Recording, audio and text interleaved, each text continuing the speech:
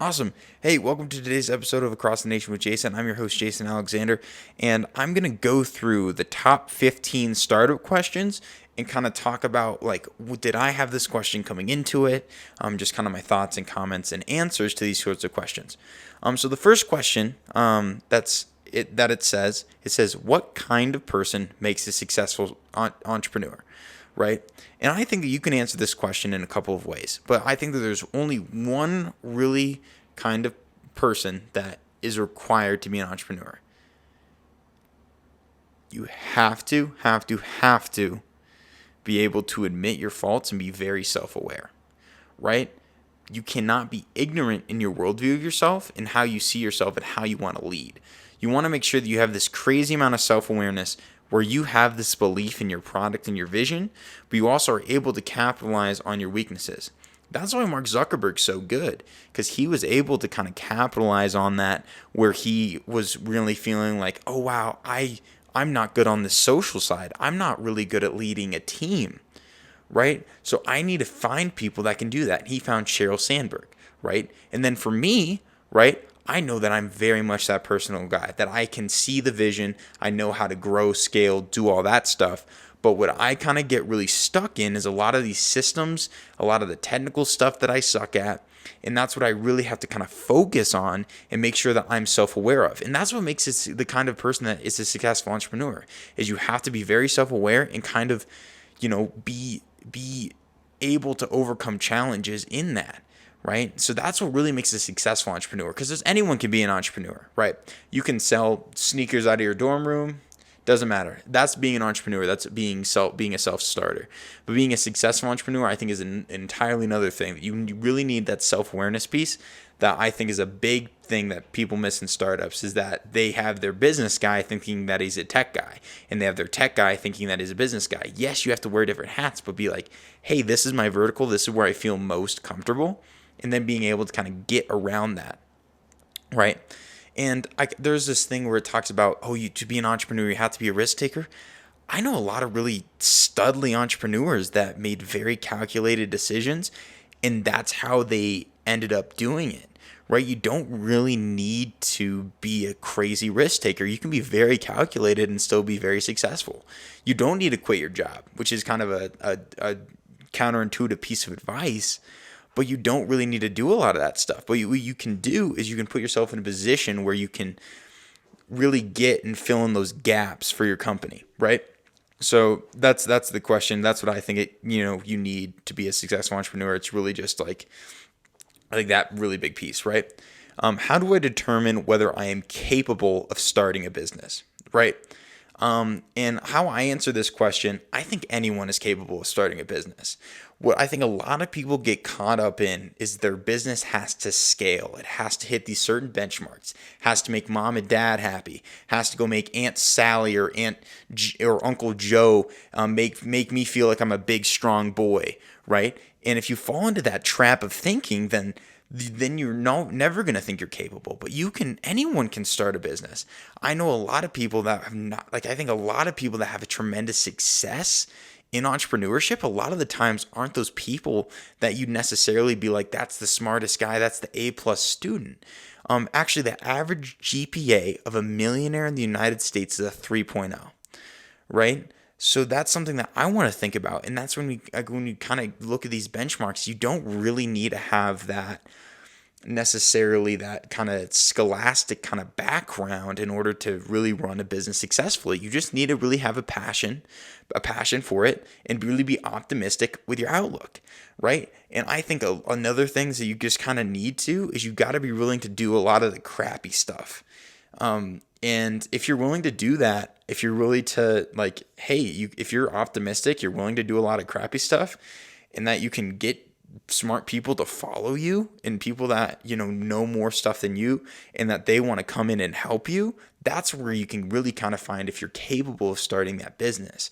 That's what I really think is one of the biggest determinators, is really just that you really want to have that kind of servant leadership attitude and kind of almost blissful optimism in terms of starting your company. That's what I'd completely recommend. Oh, sorry. Awesome. Why is a business plan important, and who should write it? I think business plans are stupid. There, I said it. I'm sorry. I might get flack. I think it's stupid. I think a business plan is stupid. If you can't simply explain your business in a one-page document, right? And that's the thing, is a business plan doesn't the thing is, if you stick so tightly to this fucking business plan, you end up messing up and missing opportunities, right? Like, let's say, so for me, right, I wrote out a business plan and did everything for Ocean, right? The original plan was to create a drop shipping site for countries around China, because I saw that there was a tariff in China that I think people wanted to get around. And I thought that that was a trend that I really wanted to capitalize on, right? And I wanted to basically become this importer that would help small businesses be able to source products, right? That was the entire business model, right? And then if I would have stuck so tightly to that business model, I never would have realized the true passion of what my business is. And that's really helping small businesses and independent entrepreneurs, because that was my goal. But I thought that there was this really crazy way that I needed to make XYZ person happy, and I was like, oh, the market's too crowded, you're never gonna compete against those guys. And it's like, I don't need to win. That's the crazy thing. If I get a 1% share of the online retail market, just by focusing on small businesses, I have a massive competitive advantage against everyone. I recommend that you should just brainstorm. I'm not saying you shouldn't think about your business, but I think a really thing that a lot of people are missing is that they kind of put too much emphasis on this plan and not enough emphasis on when to improv, when to figure out ways of creating and solving problems. And there's this engineering mindset that I think you should be going through when you start a company, that you should be being is like, A, is this the best way of me solving the problem that I want to solve? B, am I doing this in an efficient way that's going to make me consistent revenue and income? And then 3, is this something that I can conceivably see myself doing in 15 years, right? That's how I think that you need to kind of go into a company. It's like, where do I see this company and myself in 15 years, right? Is it me sipping a mojito in Cabo, Mexico? Or is it me being on the ground floor, still being able to chase, right? Because I think if you just want a quick gain, you should game plan for that. If you want to just build a company, sell it, move on, that's okay. And that's something that might be a little bit of a counterintuitive piece of advice. I just think that if you're able to do that shit that no one else wants to do, and you're just like, hey, my goal is to freaking work this business for 7 years, work my ass off, and then sell and get out, and then go move to, Hawaii and just live out the rest of my days surfing, go for it, man. Like, that's okay. You don't necessarily need to be that guy, that crazy guy like me that just is willing to freaking turn down whatever offer that you get on the table because you're crazy, right? There's a lot of people, that's what success is, and you have to really figure out what you want, right? And that's what I think, as a business plan, you really want to be able to think forward, but also in the moment. And you want to be able to shift and move. So you need to kind of have one foot in this terms of like, what's happening right now, right? What are 7 steps that I can do right now? And where do I see this in 15 years? I know, for me, being self-aware, like the first point, I know for me, I'm really fucking good at seeing where it's at in 15 years. Where do I see myself? My team? What do I see roles? Where do I see growth, right? Where do I see new opportunities as they arise? Where, as we grow, as we scale, how can I increase revenue? How can I get more investors on board? How can I do these different things? And I have all this stuff planned out. But then when it's like, what's happening on freaking Monday, right? Monday, January 18th, 2021, it's really hard for me to be able to kind of pick that up, right? And I think that a lot of the times business plans are just a really bit, I think it's an excuse to try to plan your way out of problem solving. And you have to realize is that you're going to come up with problems, and if you lean too much on that business plan, someone's going to punch you in the mouth. I can tell you right now, for my coffee company, if I'm competing against someone with a really drawn out, thorough business plan, right? And then someone throws a wrench in the business. Let's say that we're both running coffee shops, right? And then their value statement is like we give in-house coffee to college students, right? And that's your market, and that's your business plan, and that's what you surrounded all your revenue off of, right? Versus me, who has a very loosey-goosey, kind of company thing, but I'm willing to shift and move and pivot, right? And then I'm like, oh, so then that person, while they're trying to figure out, oh my gosh, this is my identity, this is what I've defined my company as, I'm going to go out and freaking deliver coffee in the middle of a pandemic because I'm a crazy person, and that's how you win. That's how you get those competitive advantages. But yeah, that's a really big thing. If I am not planning to, the next question is, if I'm not planning to apply for a bank loan, why do I need a business plan? That is a stupid question because I do not think you should apply for a bank loan. I think a bank loan is a really bad idea. You should definitely not. I think you have a best bet of bootstrapping until you can afford to raise money from investors instead of taking a bank loan. I think that's really good. Number 5, how do I determine my startup costs and other expenses? This is what I try to do for me. I try to figure out what's my bare bones, right? What's my bare bones cost of existence, right? I literally broke it down to the dollar a day. So I knew that I had to make at least $10 a day to survive, right? In terms of what I'm eating, what insurance, expenses, all that stuff, right? I knew that I could break it down to literally that core. So I'm like, hey, I know that I at least got to get $70 a week in no matter what, but I'm willing to bootstrap everything else. And then that's what I've been realizing, my dead cost as that. And then as I grow and scale, obviously those costs are going to go up. My goal is to keep them as low as possible for a long period of time. So what I did is I added up, okay, what's car insurance cost? Okay, what's rent? Okay, what is just actual maintenance and office supplies, right? And that was crazy, is because I think that I don't get why people buy paper anymore. I think it's really stupid. Like DocuSign exists, right? And all that stuff. And then I divided, okay, what's the cost of my team's emails? What's the cost of my company email? What's the sunk cost of, a new phone every once in a while? What's the cost of content creation, right? And you kind of factor these costs in and then figure out how big of a runway do you have with the current savings you have, if you're putting your savings into it, or if you have investment, how long is this investment going to last me, right? So that's how I did it. I just really try to add up all the different things that I'm going to spend money on, food included, right? If I'm planning on, taking an investor out to lunch, that needs to be calculated into my budget, being like, hey, we have $500 a month that we spend on investor dinners. Otherwise, we just got to go and, freaking buy the McDonald's and just show that, hey, this is us bootstrapping. It doesn't matter. So we need to, like, if it's not in the budget, you don't extend the budget. It's very strict. That's just something I'm a really big fan of Dave Ramsey on. He has this envelope system that I really like for a startup, right? It literally is, you put actual physical fucking cash in envelopes, right? You put the cash in the envelope and it says, this is our client dinner fund. You slap it on the freaking table, right? This is car insurance money. Boom, slap it on the table. This is office supply money. Boom, slap it on the table. This is going to be this. And then you only spend money that's in the freaking envelopes. It does not matter what happens. It does not matter what emergency happens, right? It does not matter. You only spend money in the envelopes, right? And I'm a really big proponent of that in terms of making sure you keep your costs low. And hey, live like a hobbit for a little bit. I know it sounds crazy, but like, you don't need 3 meals a day. I know it's going to sound crazy. You don't. You can survive off about 1,500 calories, where you can buy that for rice and beans for like $1 a day, right? And if you aren't willing to do that, I question if that's the right business. If you're not willing to eat that, skip that, meal out at the fancy restaurant. Like, I can't tell you the last time that I went to a restaurant that you spend more than $20 to like get your food.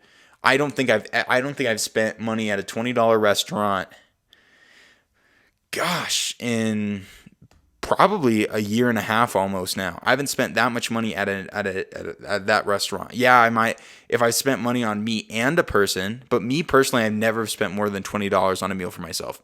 But yeah, that's how I recommend really doing that. What do I need to know about financial statements, right? So about a financial statement, there's going to be balance sheets, statement of operations, and a cash flow statement. Those are going to be 3 separate things.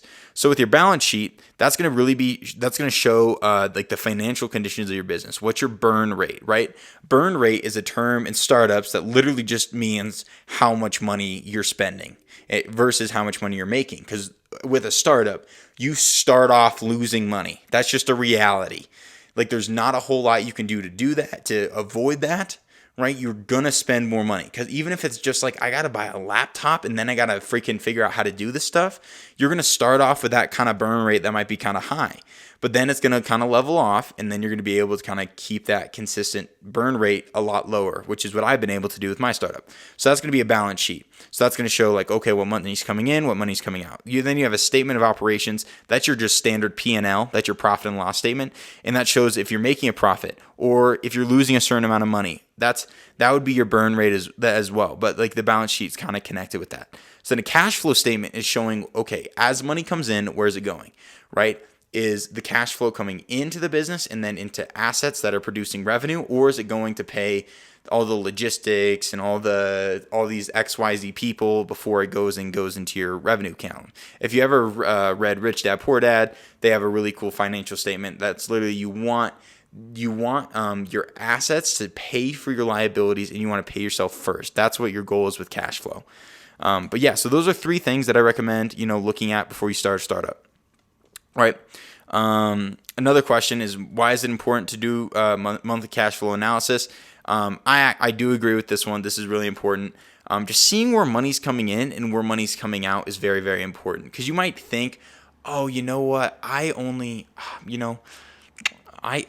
went. I didn't think I went out that much this month, right? And you realize, but if you're using the envelope system, you're gonna have a really tough time with this one, because then it's like, hey, I know exactly what I have left over, and I know exactly what I spent, and you know that before you even hit the cash flow statement, cash flow analysis. But I still recommend checking it, being like, hey, we dipped into this fund. Hey, we did this. There was this unexpected expense, and here's how we're planning on fixing it, right? So that's another really big thing. How do I obtain cash and maintain growth in my business, right? I think a really good way to obtain cash, right, is just selling product. Or selling services or whatever you're doing in your startup. I really recommend, if you can start pushing and start selling as early as possible, that's a really, really good start for your business, especially if you can kind of catch out the kinks as early on as possible. You can kind of start to problem solve and figure out what's going wrong a lot faster. Because something that I see as a blessing in disguise is, when I first started my company, my game plan was to raise a bunch of money, go back, build the product, and then sell it, right? Which is not what you should do, and I definitely recommend against it. I definitely messed that up. Because when you're calling people, they're like, okay, what are your sales? What are your numbers? What's your growth? What are you looking for? What's your position? What's your company evaluation? Do you have any other people with positions on this that I could talk to and recommend and see if they would get in on this deal? They're going to ask a lot of those questions, and you want to be able to show them something of value. You want to be able to show them something. Right, so that's I think just selling, understanding that stuff, and that's how you can obtain cash, is that fundraising piece. But I definitely recommend you really want to make sure that you have a product. It doesn't need to be fleshed out. That's the thing, is it doesn't need to be a perfect product. It just needs to kind of do the bare bones of what you're trying to do. It's something that's called an MVP, which is a minimum viable product. And when you have a minimum viable product, what that does is it then gives you kind of something to show to investor as like a proof of concept. So then you can raise money off of that, right? And also, I definitely recommend being really good friends with the guy at your bank. Just start building relationships with everyone you can.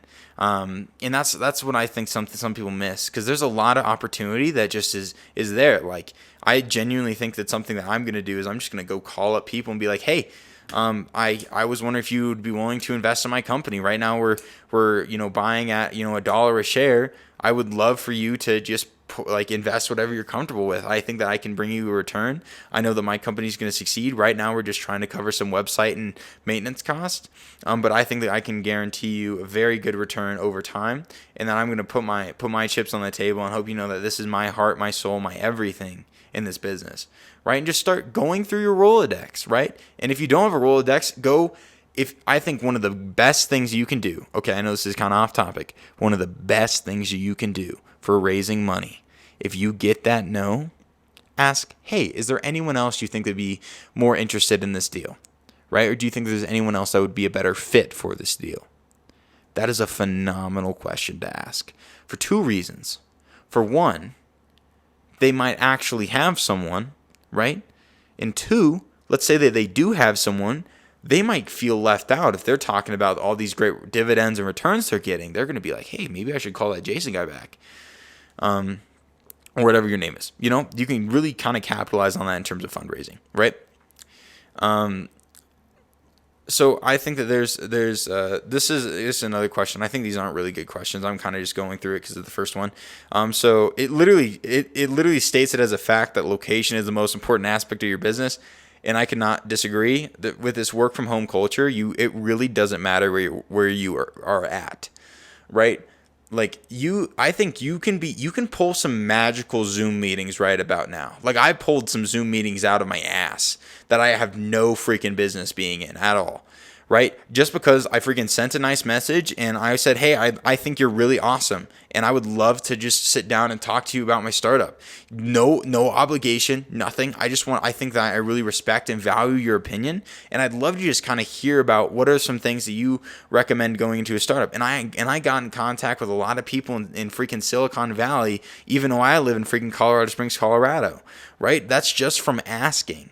And that's something that people are missing nowadays, that you can just ask and you can get your foot in the door. So I think location is actually not a really important thing, but definitely where your launching is, right? So where you're actually selling and distributing product, I think that that's important. And you want to make sure that, like, let's say that if I want to start a business that's focused on getting, I don't know, college students connected, I probably wouldn't try to do it in a town with a bunch of retired people. Probably, right? There might be some crazy outlier scenario, but you're going to want to target it to whoever your audience is, and you want to see who's using your product and selling your product for you. Because that's another thing, is like the best way that you can guarantee that someone's using your product or service is if the 7 people closest to them are using it. So if you can market to those 7 people surrounding the one target person, that's how you really can get in a position where you can grow and scale that, and you can kind of capture that market, which is really important. But yeah, so that's what I think about location.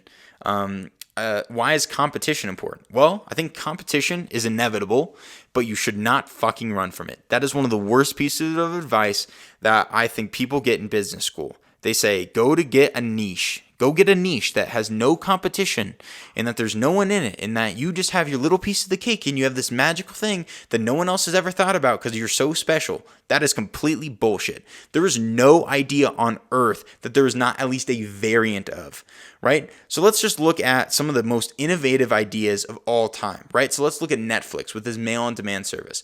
There was about 6 or 7 other mail DVD businesses outside of Netflix at that time period, right? Netflix was the one that popped off because they had the best freaking product. It didn't matter what their competition was because they had the best product. Think about this with Blockbuster, right? They had a really good niche. They owned a really large part of the video rental space, but then someone came in with a better product. People would have said that Blockbuster is really clear of the market, that they're too big to fail.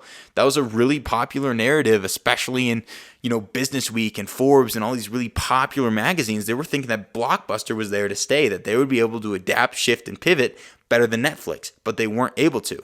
So by really understanding that there's no idea that's really special, of course, every idea can be different. You can have differentiating factors, but that industry already exists most of the time, or something similar to it. Like, let's say that you're trying to get into the VR space and you're like, oh, no one's ever thought of this before, right? But there have been people that have been selling video game consoles. They haven't sold your variant yet. That might be the game-changing aspect of it, but you want to be able to sit in that and kind of really understand the competitive market space. And you want to understand your market the best. Like, that's the thing with me.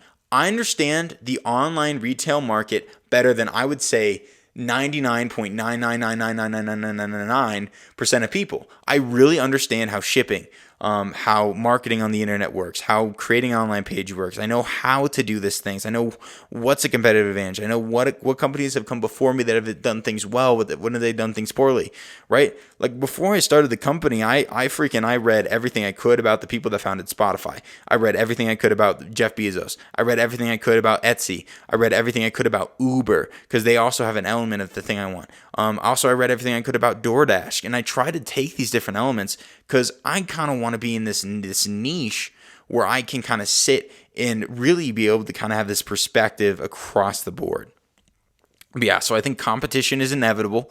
You want to make sure that competition doesn't frighten you, but you should be working every day like your competition is trying to actively take food out of your mouth. Okay, so there's this quote by Larry Ellison that he talked about, and he took a business trip to Japan, and he was talking to a very popular and very famous Japanese businessman, and he said, "I don't get why you Americans are so nice to your competition. We have an adage here in Japan. And you know what that adage is?" And Larry says, "What's the adage?" And he says, "Your competition is actively taking rice out of your child's mouth and then doing terrible things to your wife and children," right? And that was the quote. And that's how you have to see your competition. Your competition is the enemy. And by seeing them as the enemy, that gives you the moral high ground in order to push a little bit further, work harder than them, and push forward, right? And I think there is a lot of stuff to that. I'm not sure if I'm that far on that side, but I think competition, you definitely should realize that it is a competitive space and that, hey, if you don't want to compete, get out of the game. That's why literally two of my closest friends that actually three, all three of my friends that I talk to about my company and that are founders and help me out a ton, they all have been successful in competitive aspects, right? Liam wrestled, Simeon wrestled. My friend Sai was a chess dude. He played ping pong at a really high level. He did a lot of really cool things. And he was very competitive. And that kind of competitive mindset, I think, is the best transition into a business. That's why I'm a big fan of sports.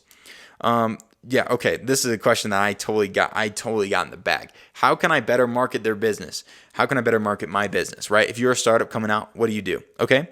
I have the 3 P's, right? 1, podcast. A podcast is the best way that you can start putting out audio content consistently, because you can be sending emails and talking, right? Because instead of just sitting and talking and shooting the crap with freaking Jared over here, you guys hop on a podcast, record that, and talk about those conversations and start posting it, bringing you value. That's going to be a really great way to grow your audience. And also, you're going to be able to edit these things down, create kind of bullet pointed videos, and then be able to have that as short form content that you then can post across, which is why I really am starting to do this, where I have the video piece and the podcast piece, and I'm doing it at the same time. But yeah, so that's that's 1. So that's the first P. The 2 is going to be just paid advertising, right? And paid doesn't have to mean paid. Paid can mean that you just make content and do it like you're paying someone, right? That you make the content, that you're doing everything out of pocket, that you're using your time in order to create more content on social media. I think that that's a really big X, right? And that there's so many people that are spending money on TV, radio ads when they don't have the freaking bandwidth to do that. You got to put every cent you have into this free advertising, which is social media, and start pushing the living crap out of it. And if you aren't pushing the living crap out of it, then you're missing a massive opportunity. Like that's the big thing with me. It's like imagine that you could learn everything you could learn in college for free, and then you decide not to use it because you're already paying for something. I think that's stupid. You got to put an increased emphasis on content in your business. I think that's a really big thing. So those are the first 2 P's. And the last P is positioning. You want to make sure that you're positioned in a way that people are going to be able to easily find your business. That's through SEO, which is search engine optimization. There's a lot of really awesome tools no matter what website builder you use, and there's also ways that you can do it yourself. That's free. There's a lot of really awesome tutorials on how to use SEO, how to do it yourself.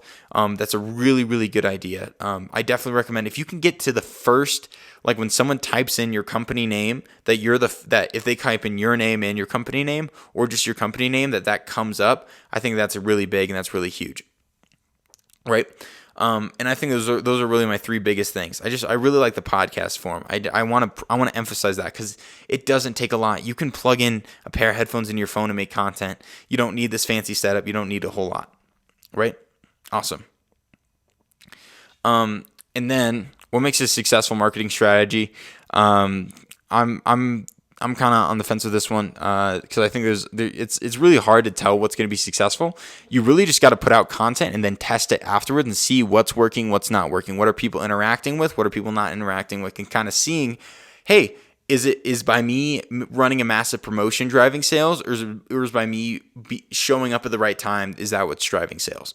And you really want to make sure that you're in that space, right? Here's a good one. How can I improve customer service in my business?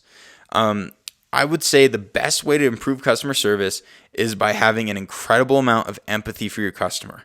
Literally, imagine if you were sitting in their seat when the situation happens, and imagine what I tell my people to do when they're interacting with a customer. Imagine that they just had the worst news that they've heard in their entire life happen to them. How would you treat them? How would you give, right? What would you do, right? Imagine someone just got back from their mom's funeral, right? And they go home and they open it up and it's the wrong package, right? They open the package that they were waiting for a long time for. How would we treat that person? And if you really think about that, that's a really phenomenal way of just bringing this kind of kindness and care to that customer and really kind of seeing it and highlighting it. But yeah, I think that's a really big thing. And I think that we also got to realize is there's a really, I got my beefs with Amazon, as you guys know, but Jeff Bezos said this really, really phenomenal thing. It's like the best customer service is having them never have to contact you at all. By not making those mistakes and not messing up, you're going to really put yourself in a position where then you can be really, really good to then handle those problems, and you're going to really create that kind of obsession with the customer, right? Because I know there was this one time where I went to Dutch Bros and they gave me 2 drinks. I still remember it, right? They're like, hey, would you want an extra drink? Then I'm like, absolutely, I don't want an extra drink. And where do you think I get my coffee on a regular basis? It was at Dutch Bros because they gave me a lot of value. You really want to go just like, I don't think that there's anything that's too extreme to go above and beyond for your customer, right? I genuinely don't. I think I might have already talked about this, but there was this policy at Home Depot where that if someone got their card declined on tools that were less than $100, that Home Depot would just pay it. And I think that that's just so awesome. And I want to apply literally that crazy amount of customer service respect for the customer to my business, that people just they always want to tell their friends about shopping on Ocean, saying I had an awesome idea. I had an awesome experience. I definitely recommend buying from them. And then that free word of mouth advertising, when you're talking about those marketing funnels, that's going to be a hell of a lot better of a marketing funnel than you running some really clever, funny ad, But yeah, that's really important. Is there anyone who can answer questions specific to my business? I would recommend really talking to a lot of mentors, people that have gone through the trenches before in terms of a startup, people that have done a lot of the same things. I'm very fortunate because my dad has raised a lot of money in the past. He hasn't really been a part of like the quote unquote startup scene, but he was a really, really big help for me because I could talk to him and he's like, hey, I'm running into this problem with my deck, or like, hey, but also there's a lot of free resources for small businesses that I definitely recommend taking advantage of, but I should be taking more advantage of. I'm definitely messing up and I'm dropping the ball on this. And there's a lot of consultants that are genuinely just here to help, that they do it in their free time, that they just want to help small business owners. Like whether that's the Small Business Association, the SBA, there's a SCORE, which is the Counselor to America's Small Businesses. There's stuff like that. There's a bunch of different networks that you can try to then really get questions answered. But honestly, I know it's going to sound really stupid, right? But I think I firmly believe that you can solve 99.9999999% of the problems in your business by Googling answers and seeing how people have done it before. I think you could answer most questions through that. You can figure out, hey, like literally, I learned how to write a contract by watching a bunch of YouTube videos. I learned how to build a website by watching a bunch of YouTube videos. I learned how to sell by watching movies and TV and by just talking to salespeople I know. You can find in your network and in your internet network a lot of information, and the library is another big tool that I think is super underutilized right now. But yeah, so those are my 14 big questions. And I think I'm going to make the last one because now this is going to be 15. So how do you know when you have it? Right? That's kind of the thing that like gnaws at you, right? How do you know? And to answer that question, it's something that is not logical, right? It's not a calculated move, right? A lot of the times when you have a big idea, you can have small ideas that might be, okay, but when you have that it's like this thing that's gnawing at the back of your head, right? It's like this thing you just can't shake, no matter how hard you try to focus on something else. It's always there, right? And before I got into school, I knew that I wanted to create an online platform for small businesses, right? And I just wasn't sure how to yet. And then I listened to too many people, and I kind of got my vision blurred. And then I kind of refocused after I dropped out, and I was like, this is it. But you have it when you're about to roll to your bed, when you're about to go to sleep, and when there's nothing else in your mind, and you start thinking about, oh wow, what if I could create this? What if I could do this? What if I implemented this thing here? What if I made this thing better? Right? When you start to have those signs of things happening, that's where you really get that edge. But yeah, I appreciate it, y'all. I'm getting a call. I appreciate it. Thank you all for listening. Have a great rest of your day, and I hope everyone's doing well.